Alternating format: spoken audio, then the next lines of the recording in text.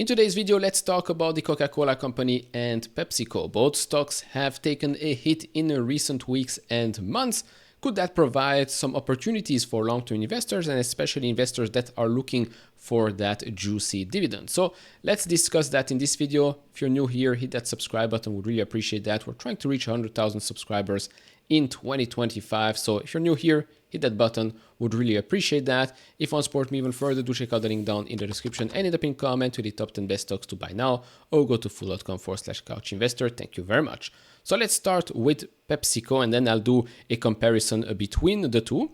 Let's start here with PepsiCo. Over the last 5 years, PepsiCo is up 22.6%. But if you look at the last 3 months, the stock is down 14.3%. Year on year, the stock is down around 8%, has a market cap of $205.7 billion, a forward PE now under 20 times, sits at 17.6 times, and a dividend yield of 3.66%, or should I say 66%. This company has, of course, raised its dividend for over 50 years, and in the last 10 years, the annualized growth for dividend has been close to 8%, 7.92% to be specific. The shareholder yield sits just over 4%.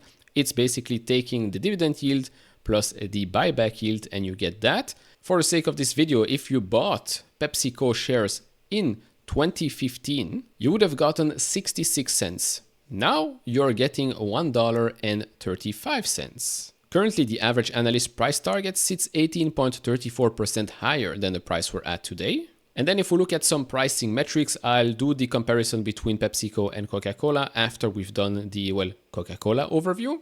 So we can see here that forward PE, EV to EBITDA, price to sales, price to free cash flow, all below the 5-year mean. Price earnings to growth sits at 3.21, but as you can see, it's never been that cheap. Companies like PepsiCo and the Coca-Cola company have always traded at a premium compared to, other companies that are growing as fast as them.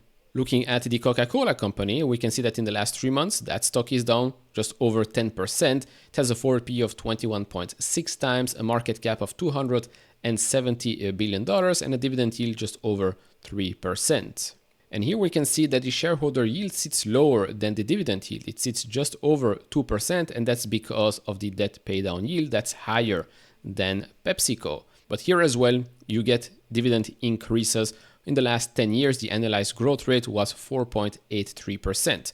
So 10 years ago, you would have gotten 33 cents. Now you're getting 48 cents.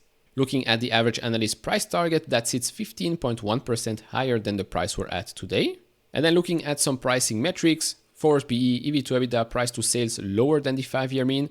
Price to free cash flow, that's in the last 12 months, that's much higher than the 5-year mean, and I'll explain in a bit why. Price earnings to growth, 3.84. And now if we compare both companies here on the screen, we can see that Coca-Cola as a whole is more expensive than PepsiCo. Diving a little bit deeper in both of those companies, so what's happening with free cash flow with regards to Coca-Cola? Why is it taking such a big hit? Well, it decreased because of the $6 billion payment made to the IRS related to ongoing tax litigation. I believe they're still appealing that decision, but they rather pay it already right now and then figure it out. And so that's why we're seeing a big hit here in free cash flow, but free cash flow is expected to grow again in fiscal 2026. That's expected to be above $12.3 billion. Looking at where they generate their revenue from, we can see that the fastest growing segment over the last 5 years has been from North America. Believe it or not, that has grown at a compound annual growth rate of 11.8%. Then we've got Europe, Middle East, and Africa, Latin America, and the last one here is Asia Pacific. Switching to PepsiCo, we can see that free cash flow for fiscal 2024, that's expected to grow 35.4%, stay basically flat in fiscal 25, but then grow another 11.1% in fiscal 2026. Now, with regards to PepsiCo, more recently, we've had the FTC that filed a lawsuit against the company. They filed the lawsuit because of the alleged illegal price discrimination. The FTC alleges that the food and beverage giant has been providing unfair pricing advantages to a large big box retailer while raising prices for competing retailers. Sources tipped Bloomberg that the retailer in question is Walmart. The practice is allegedly disadvantaged various retailers from large grocery chains to independent convenience stores by denying them the same benefit and promotional payments offered to the favored customer. Okay, remains to be seen what happens with that. Moving back to the financials, where does the revenue come from? So here we've got Frito-Lay's North American revenue that has grown at a compound annual growth rate of 8.6% since Q3 2020. We've got Quaker Foods that has grown, well, not really, that hasn't really grown that much since that same quarter. PepsiCo Beverages North America did grow at a CAGR of 6% since then. And then we've got revenue from Latin America, Asia Pacific, Australia, New Zealand, and China region, Africa, Middle East, and Southeast Asia revenue, and then Europe that has grown at a CAGR of 3.7%. Now, if we compare both of those companies, net income and total revenue, since Q3 2019, so in the last 5 years, we can see that Coca Cola's net income has grown by 34.34%. PepsiCo has seen a decrease of 24.55%. Looking at revenue, Coca-Cola has grown by 28.78%, whereas PepsiCo has grown by 38.18%. Doing the same for free cash flow, gross profit, we can see that this is for the last 10 years, not the last 5 years.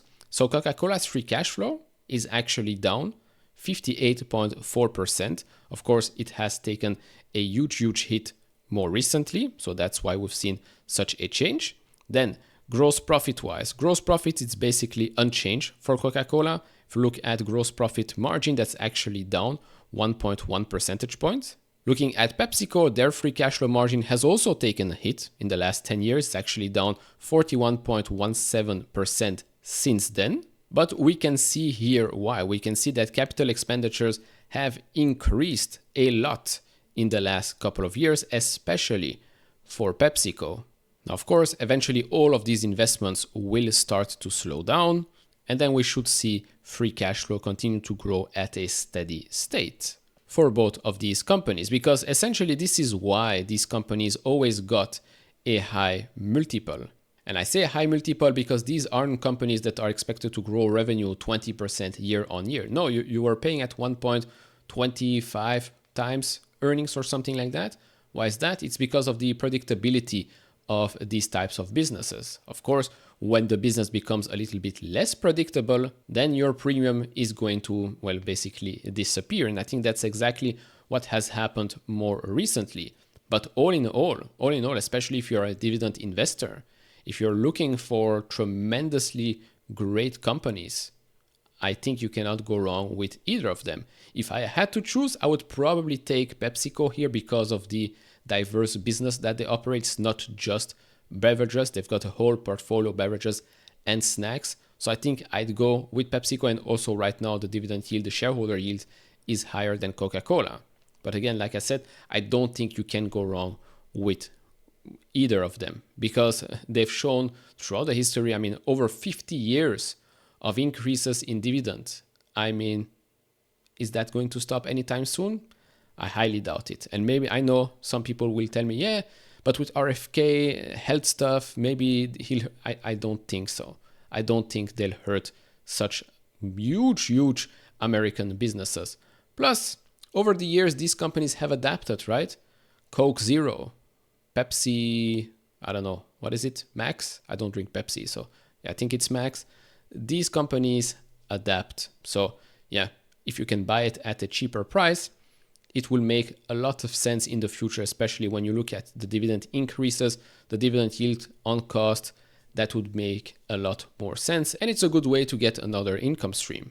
I said before, are there any buy and hold stocks forever? And I think these stocks, along with the Visas and MasterCards, are there because they pay a dividend, because the dividend does increase each and every year. I think they classify as one of those.